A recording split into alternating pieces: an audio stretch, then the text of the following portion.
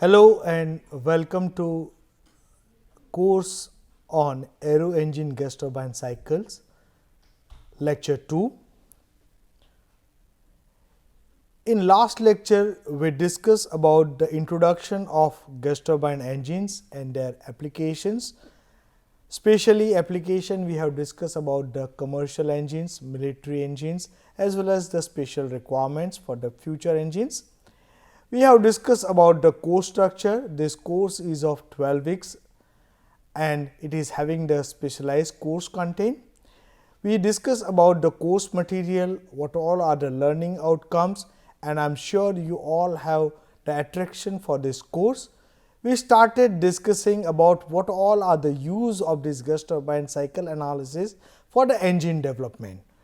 So, here what we have discussed about say the design phase of our engine, that is what is starting with the mission.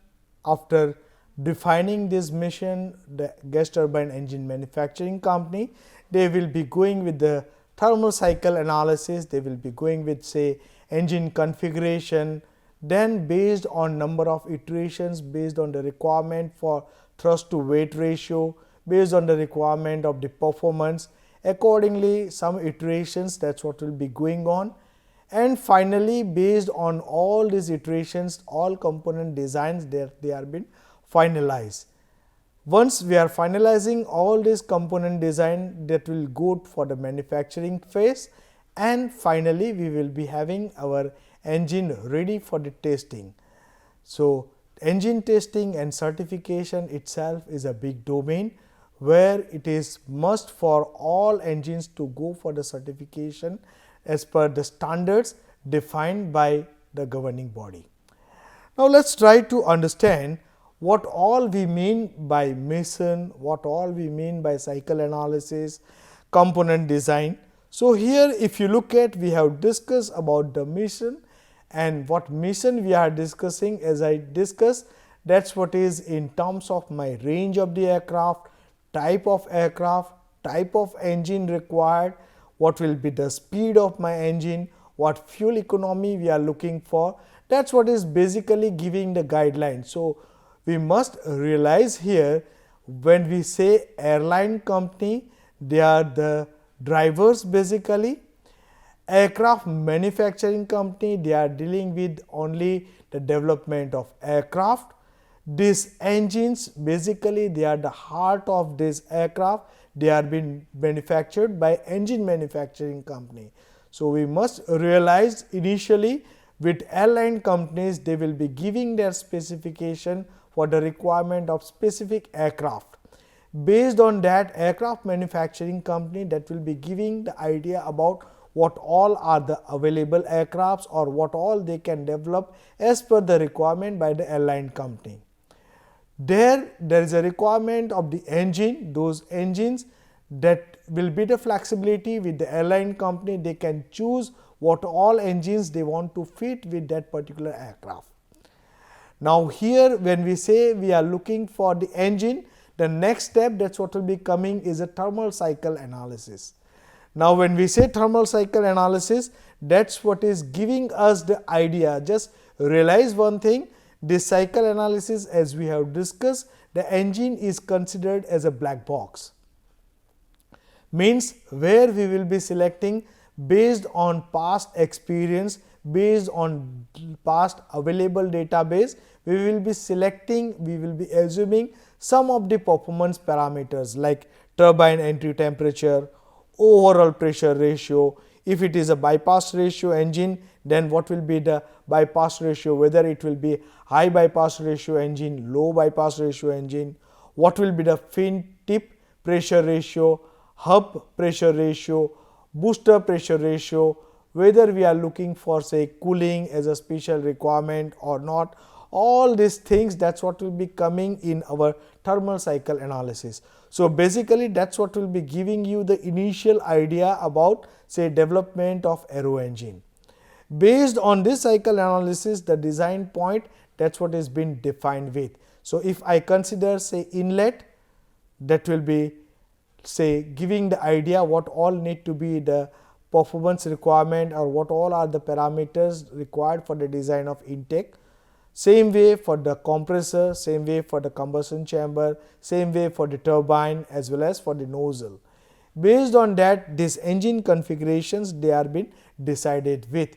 When I say engine configuration, that's what will be including, as I have discussed about the selection of inlet, fan, compressor, combustor, HP turbine, LP turbine, nozzle, frame integration, ducting, gearbox requirement, secondary air system requirement. All this, that's what will be the input for my engine configuration.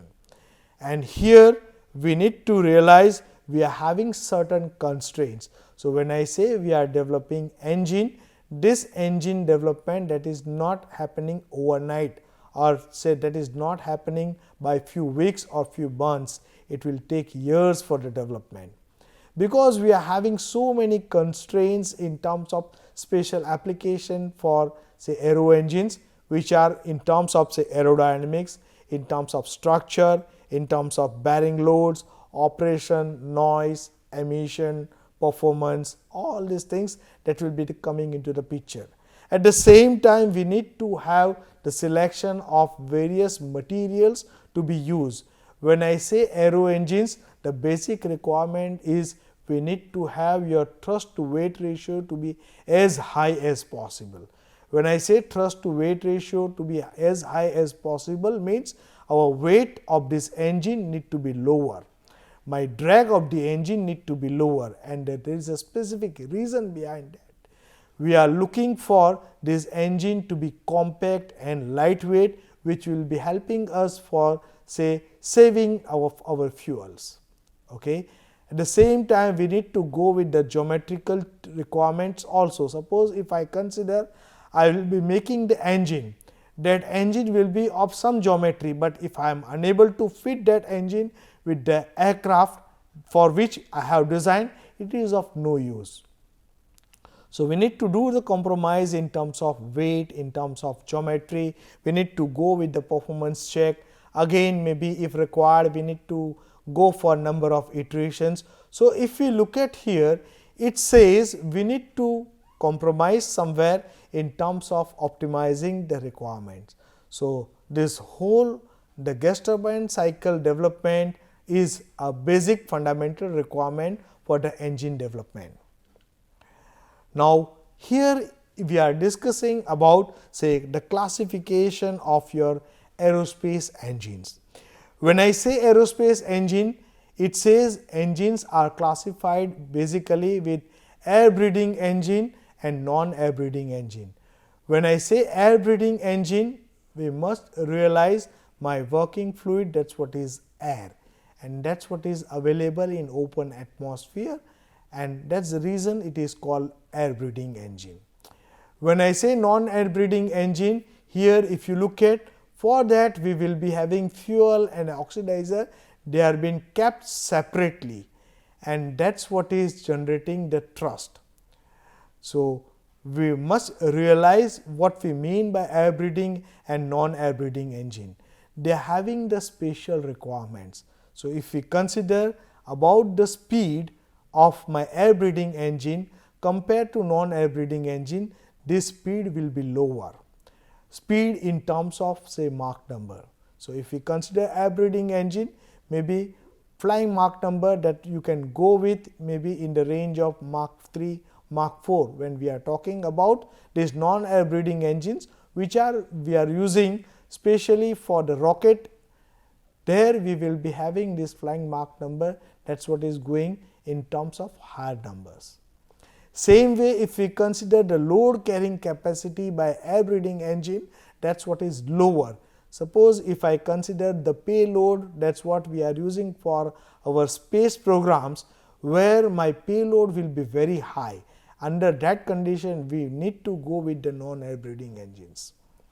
Now air breathing engine, further it is been classified in terms of reciprocating engine, jet propulsion engine. When I say reciprocating engine, it is nothing but our internal combustion engine. So initially when the invention for this aircraft that has happened those engines were basically IC engine. This IC engine, they were not generating the thrust, but if you look at here, the shaft which is available, that's what is giving the mechanical power, and with this mechanical power they were using the propellers, and those propellers, they were generating the thrust. Now, when I say jet propulsion engine, if you look at here, basically that's what is being used for the generation of thrust, and this thrust generation, that's what is happening because of my exhaust jet. Very soon we will be discussing what we mean by jet. Now, here we can say my jet propulsion engine, that can further be classified as say ramjet engine, scramjet engine, pulse jet engine, gas turbine engine, turbo ramjet engine, turbo rocket engine. This ramjet engine, if you are looking at where we are not having any rotating device. When I say rotating device, that means my compressors and turbines. So, there is no turbo machinery which is being involved in our ramjet and scramjet engines. Basically, once my engine will be achieving certain speed, because of ram action, the air will be enter from the intake, the fuel will be injected in the combustor, and this exhaust nozzle, that's what will be generating the thrust. Here for the ramjet engine, my combustion, that's what is happening at subsonic speed. Same way for the scramjet engine, my combustion, that will be happening at the supersonic speed. This pulse jet engine, they are of special variety, where we will be having the special kind of valves which will be opening only in one direction. That's what will be supplying the say air, and with the help of that we will be having generation of the thrust. This turbo ramjet engine, it is a combination of our turbo jet engine and ramjet engine, it is a combination. Same way turbo rocket engine also is a combination of turbo engine as well as the rocket engine. We are more focusing, we are more interested in gas turbine engines. So, just look at what we mean by jet engines or gas turbine engines. That is what has been classified as a turbo jet engine, turbo prop engine, turbo shaft engine, turbo fan engine, unducted propeller fan, ducted propeller fan. Here for turbo jet engine, they are the initial version of our turbo machinery based gas turbine engines. They were with non afterburner and with afterburner. So, here if you look at, this is representing the cut section of turbo jet engine, where at the exhaust we are not having afterburner. In the case of this engine, if you look at the exit of my turbine, we will be having afterburner, that is what is being placed between turbine and my nozzle. So, when as and when we will be going with the discussion for say afterburner, we will be discussing the working of this engine in detail. Now, when we are talking about the next classification, it says turbo prop engine. That is what is we are having say propeller or say rotor, that is what is placed on the shaft, compressor shaft. Maybe we will be driving this propeller or the rotor with the help of free turbine. We will see what is the meaning of this free turbine, that is also called power turbine. Now, here in this case, the next we say it is a turbo shaft engine. That is what is equivalent to our industrial turbine. We can say for industrial turbine, the shaft, that is what will be connected with the generator, and that generator, that is what is being used for the generation of electricity.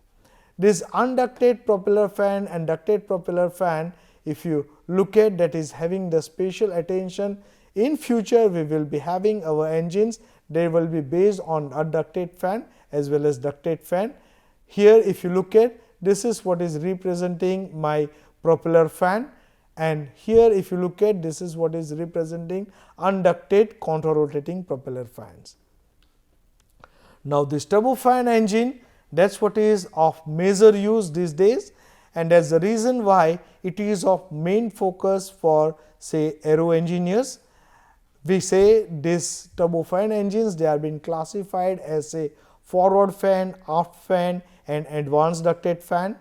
This forward fan, that is what has been defined as a mixed flow configuration or the unmixed flow configuration.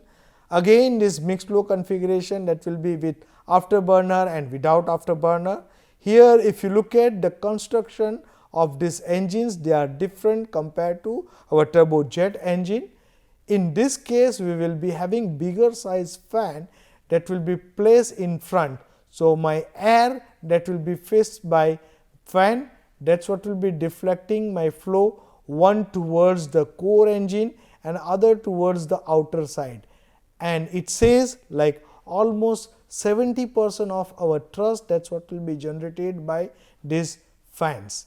So, that is the reason why major attraction is moving towards the use of these turbofan engines for almost all commercial engines. At the same time, these engines are say low bypass ratio engine with afterburner, without afterburner, which are being used for say military application. They are further been classified as a single spool, two spool or say three spool configuration. We can say geared fan, ungeared fan. Same way as we have discussed, they are also been classified as a high bypass ratio engine, low bypass ratio engine. Low bypass ratio engine, that is what is having application for the military purpose, where we will be having configuration called non afterburner and with afterburner. So, in overall if you look at these gas turbine engines what we are discussing, they are of very big category. So, it is not that gas turbine engine manufacturing company is making one engine. What all we are discussing, they are all been developed by different companies. They are having all these variants available with them. Just realize what all are the job prospects for you engineers, for the professionals. Maybe if they want to change their profession, you can say ample of opportunity. That is what is available with these aero engines. Now, if we look at, we say like we are looking for say development of this engine. When I say we are looking for the development of this engine, then very first thing as I discussed, that is what will be coming with the mission analysis. Then we need to have fundamental understanding of different technologies. So, university students when they are studying, that time they are studying thermodynamics, aerodynamics, heat transfer, combustion, structure, acoustic, material, manufacturing, all these technologies they are studying separately. Now, here if you look at, this is a piece of work where your knowledge of all these domains, that is what is required. Not only what we are discussing at this moment in terms of aerospace engineers or the mechanical engineers. Here we are looking for instrumentation engineers also. Here we are looking for electrical engineers also. Here we are looking for our computer engineers also. As we have discussed, my future for these engines, they are moving towards the digital twins. They are moving towards the digitization, where the fundamental understanding of all this, that is what is equally important for everyone. Now, we need to go with some different trade-off studies. Based on that, we need to go with say different design approaches, and we will be designing our all components. That is what is required for the development of my engine. And finally, we will be having the integration. So, you must realize what all we mean by aero engines. So, all engineerings or all engineering skill what you have, that is what is been applicable for the development of these engines. Now, if we go with the evolution of our aero engines, so as we have discussed initially, the initial engines were with the piston engines, they are reciprocating engines. These reciprocating engines, they are being used for the rotation of the propellers. So, that is the reason why they are called propeller engines. Later on, we will be having we were having say turbojet engine. The next development, that is what is in terms of turbofan engine. We are having ramjet engine, we are having scramjet engine. So, these all are the engines which we are currently using, and few of them they are under development for the application for these engines. Here if you look at, this is what is representing different propulsion system with the jet velocity. If we look at say helicopter engine, as we have discussed, that is my turboshaft engine, where my jet velocity will be in the range of 30 meter per second. For propeller engine, it is slightly on the higher side. Same way for ducted and unducted or propeller fan, my jet velocity will be in the range of 100 to 300. For turbofan engine, it will be in the range of 200 to 600. Turbojet engine, if we look at, that's what is having say range in terms of 900 to 1200 when it is flying at Mach 2. Same way for the ramjet engine, scramjet engine, nuclear rockets, solar, plasma, photon, all we are looking for where we will be having jet velocity, that's what is very high.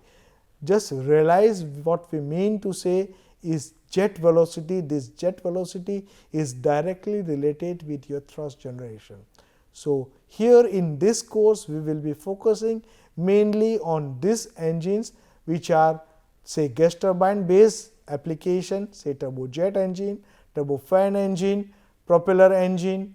We will be discussing about the shaft engine and okay. Now, let us try to understand how this evolution for this gas turbine engine that has happened. So, initially Wright brothers, they have developed their aircraft which was having say reciprocating engine, and it says their power to weight ratio was in the range of 0.05. And here if you look at, this is what is representing the power to weight ratio. There they were having the overall efficiency to be lower. Over the years during Second World War, at the end of Second World War, this power to weight ratio that has improved a lot, that what has moved towards say 0.8 say HP per pound, and overall efficiency also has improved. This is what is because of whole research and development activities which were conducted during those days. During 30s, as we discussed, there is an introduction of turbojet engine where we are looking for my power to weight ratio, that's what is increasing, that's it is in the range of almost say 33 for power to weight ratio, and overall efficiency also has improved a lot. Now, these numbers what we are looking for, even they are moving far towards say higher and higher overall efficiency, and we will be having higher thrust to power ratio. Now, let us try to understand what all we mean by this aircraft engine, why we are looking for this aircraft engine. Suppose if you look at, this is what is my aircraft. Now, in order to have this aircraft to fly, we need to have some amount of lift force, that is what is required for lifting of this aircraft.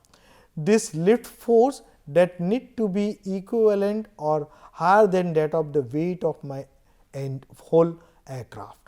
Now, if you look at, this is what is my lift, perpendicular component to this lift we can say as a drag. Now, when I want to move this aircraft in a forward direction, I need to work against my drag. So, here if I say we are having these two engines, they are being placed below this wing, and that is what is generating my thrust. And this, if we look at, this is what is representing my load balance. So, my lift will be balanced by my weight, or my weight will be balanced by my lift. The drag, that is what is faced by this aircraft, that will be governed by my thrust. So, let us try to understand how we will need to learn the thrust, what is the requirement of thrust, and how to calculate the thrust or how to come up with this thrust. So, here if you look at, this is representing my aircraft where we are having this as my inlet velocity. My engine, it is buried inside my fuselage. At the exit we are having the nozzle, that is what is exiting my flow at very high velocity. Now, we need to realize what is the use of this engine. So, let us try to understand what is the use of this engine. We say we want to move this aircraft in a forward direction. Now, in order to move this in a forward direction, we need to have equal and opposite force that need to be generated. What we mean by that? It says like we are looking for this engine in order to increase the momentum of my airstream passing through it, or I want to change the momentum of my airstream. Now, let me isolate this engine. This is what is representing my gas turbine engine. If you look at here, we are having compressor, combustion chamber, turbine, then this is representing my exit nozzle. If we consider I am having say my free stream velocity, I am putting as a V infinity, my entry area I am putting as A infinity, my exit area I am putting as say A9. Here compared to my entry, my exit area, that is what it will be lower. Now, in order to analyze what all forces they are acting on this engine, that is what will be giving us the understanding about how the thrust it is being generated. In order to analyze this part, there are different approaches which are being taken by different authors in the book. Even that is what is being taught in the class by different professors in universities. But let us try to simplify this problem. We will be taking a different approach, that is what is called control volume approach. I will be selecting this as my control volume. So, it says this is what is my control volume. This control volume, that is what is segregating my two boundaries, that is what is my gas boundary and solid boundary. Here at the entry, if you look at, we are having our free stream velocity V infinity. My entry pressure I am considering as a P infinity. So, you can say at the entry I will be having my entry force that I can represent as pressure into area. At the exit also I will be having my exit pressure and area. We will be having my exit velocity because of lower area at the exit. So, we need to calculate this force because our target is to calculate what is the amount of thrust. Now, let us try to analyze this part. As we have discussed, we have two boundaries. One, it is my solid boundary. We can say solid boundary beyond which or through which my air cannot pass. We can say my forces which are acting, those forces are my pressure force and my frictional forces. If I consider my gaseous boundary through which air, that is what has been passing through, and that is what is responsible for the generation of the thrust. Here if you look at this velocity, basically it is a vector form. So, it is having magnitude as well as direction. Same way this thrust also is considered as entity which is having magnitude as well as direction. So, now let us try to analyze this part. We are having the forces, those forces are my pressure forces, what all are my pressure and frictional forces. So, let us try to analyze this part. If I consider my entry condition here, then my pressure force acting on this plane, that is represented by P infinity into A infinity, that is nothing but pressure into area. Same way if I put at my exit, I can write down it is given by say P9 into A9, since it is having the direction opposite to my entry condition, or this is what is in the direction of my thrust or my flight direction. That is the reason why this is negative. Now, here if you look at, we are having the change of area, that is what is from A infinity to A9, and that is the reason why we are considering our pressure force, that is what is given by P infinity into A infinity minus A9, and my thrust force, that is what is acting opposite to that, that is the reason why it is taken as negative T. Now, let us try to sum up all these horizontal forces. If we put all this together, it says my force it is coming as say A9 into P infinity minus P9 minus thrust. Now, as per our Newton's law, we can say this force it is given by rate of change of momentum. Now, this rate of change of momentum we can represent as mass into velocity over time. This mass what we are considering based on my continuity, I say it is m9 into my exit velocity. My exit velocity I am putting as say V9. Now, careful, here this m9 into V9, that's what is representing the condition when my engine is under rest condition or it is on the ground condition. When my engine is moving with some velocity v infinity, under that condition my formula for this momentum thrust, that's what will be changing to m9 into bracket v9 minus v infinity. Now, in overall if we consider, then the thrust we can write down in the form of my exit mass flow rate into bracket my exit velocity minus flight velocity plus a9 into p9 minus p infinity. So, now this is what is our fundamental equation. As and when required, we will be using this equation again and again. We will try to analyze this part. We will use this as a fundamental parameter for our gas turbine cycle analysis. Now, let's try to understand what all we have discussed. It says my thrust, that's what is basically being generated by my exhaust or say my jet velocity. There are different kinds of thoughts, that's what is going on. It says my thrust, it is not only being generated by the nozzle. My thrust will be generated by all components of gas turbine engine. Now, very first if we look at, say here we are having our inlet. This inlet is generating its own thrust.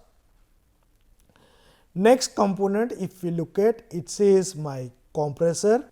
This compressor if we look at, we are having our entry area, that's what is higher, and my exit area, that's what is lower. There is a specific reason.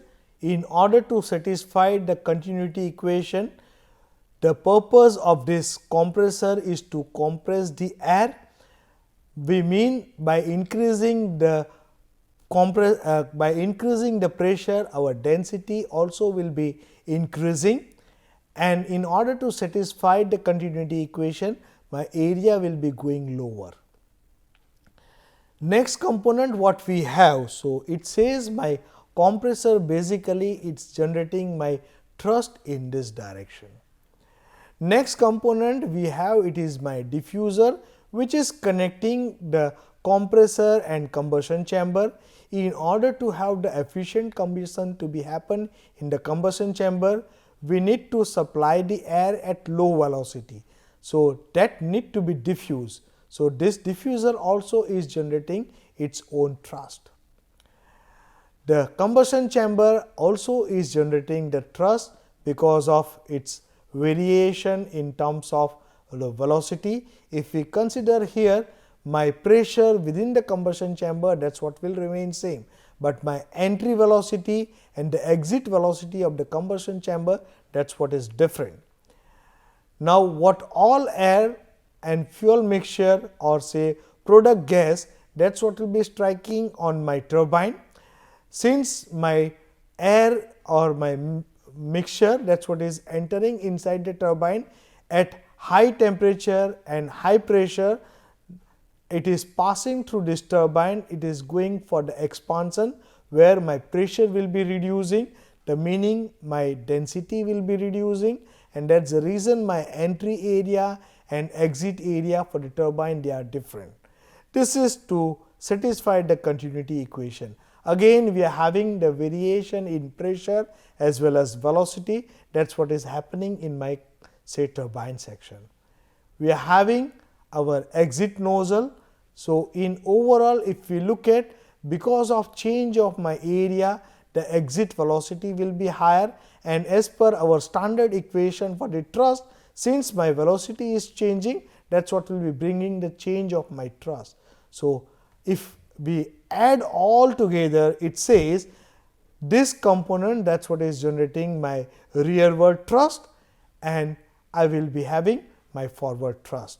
So, based on which magnitude is higher, the summation of all these mechanical forces, that's what will be generating the thrust of the engine.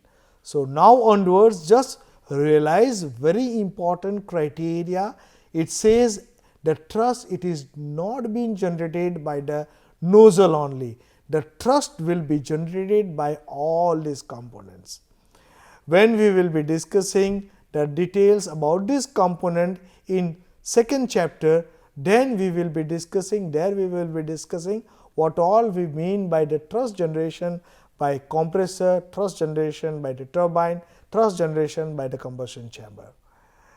Now, let us try to estimate also. So, it is not that I am telling you and you are accepting this part. So, let us try to analyze this part. So, take a tutorial here. Just consider here we are having say gas turbine engine that has compressor, diffuser, combustion chamber, turbine, jet pipe and a nozzle. What we need to do is we need to calculate the thrust, that is what will be generated by all these components, and we need to calculate what will be the thrust generated by summation of all thrust generated by all these components, as well as based on our fundamental equation we will try to calculate the thrust, and we need to compare the thrust calculated by these all components and thrust, that is what has been calculated based on our fundamental equation. So, in order to analyze that, some of the important information, that is what I am sharing here. It says the outlet area for compressor, diffuser, combustion chamber, turbine, jet pipe and nozzle. My outlet velocity also we are giving the magnitude here. You can understand for compressor, diffuser and combustion chamber, we can say our outlet velocity is lower. When we are discussing about say turbine, jet pipe and nozzle, they are having higher magnitude. Outlet pressure also is important. If you recall the equation for the thrust, that is what is in terms of mass flow rate, exit velocity, entry velocity, what is my area, pressure at the entry, pressure at the exit. So, all this terminology, that is what is given. So, just try to analyze this numerical. We will be discussing the solution of this numerical in the next class. So, in overall, when we say we are now moving towards the detailed understanding about the gas turbine engine, and today we have introduced very important parameter, that is what is called thrust. Now onwards we will be using this as a fundamental equation for the calculation of the performance of all our gas turbine engines. So, here we are stopping with. Thank you very much for your kind attention. If you have any query in terms of understanding, we are always here to help you. Thank you very much.